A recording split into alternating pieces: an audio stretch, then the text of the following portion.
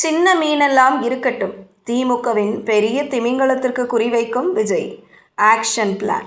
விஜய் தலைமையிலான தமிழக வெற்றி கழகத்தில் இருந்து கடந்த திமுக ஆட்சிகால புகார்கள் மற்றும் முறைகேடுகள் மீதான சட்ட நடவடிக்கைகள் முன் எப்போதும் இல்லாத வேகத்தில் முடுக்கிவிடப்பட்டுள்ளன.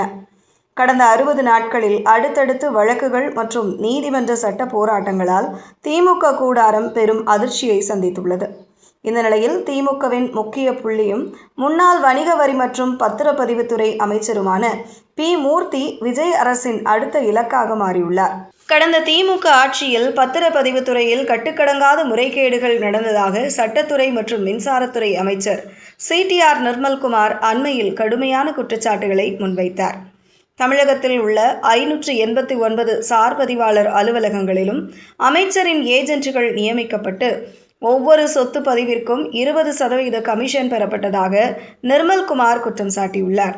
இரவு 9 மணி வரை சட்டவிரோதமாக பத்திரப்பதிவுகள் நடத்தப்பட்டதற்கான ஆதாரங்கள் திரட்டப்பட்டு வருவதாக தாவேக தரப்பு தெரிவிக்கிறது. தற்போது பி. மூர்த்தி அமைச்சராக இருந்த காலகட்டத்தின் முக்கிய கோப்புகளை விஜய் அரசு தீவிரமாக ஆய்வு செய்து வருகிறது. அவர் மீது முறையான வழக்கு பதிவு செய்து சட்டப்பூர்வ நடவடிக்கை எடுப்பதற்கான அனுமதியை கோர ஆளுநருக்கு விரிவான அறிக்கை அனுப்பும் பணிகளை அரசின் சட்டப்பிரிவு அதிவேகமாக மேற்கொண்டு வருகிறது. இதற்கு மறுப்பு தெரிவித்துள்ள பி. மூர்த்தி தன் மீதான குற்றச்சாட்டுகளுக்கு ஆதாரங்களை வெளியிடுமாறு சவால் விடுத்துள்ளார். எனினும் விஜயின் அடுத்த பிடி மூர்த்தியை நோக்கியே பாயப்போகிறது என்பதை தலைமைச் செயலக வட்டாரங்கள் உறுதிப்படுத்துகின்றன.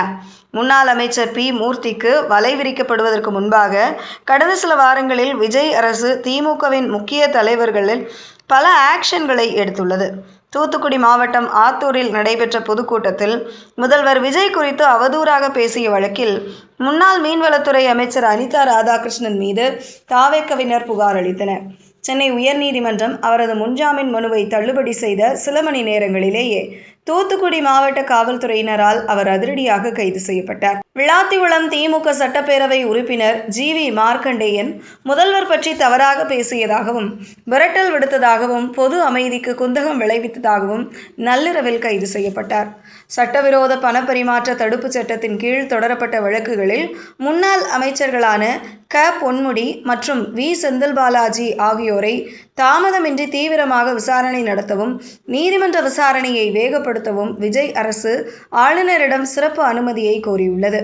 மாநகராட்சி மற்றும் நெடுஞ்சாலைத்துறை டெண்டர்களில் 20 முதல் 30% வரை கமிஷன் முறைகேடுகள் நடந்ததாக கூறி முன்னாள் அமைச்சர்கள் ஏவ வேலு, KN நேரு ஆகியோருக்கு எதிராக முறையான விசாரணை நடத்த விஜய் அரசு ஆளுநரிடம் கோப்புகளை சமர்ப்பித்துள்ளது. இந்த அதிரடி நடவடிக்கைகளுக்கு முன்னாள் முதலமைச்சரும் திமுக தலைவருமான மு. க. ஸ்டாலின் கடும் கண்டனம் தெரிவித்துள்ளார்.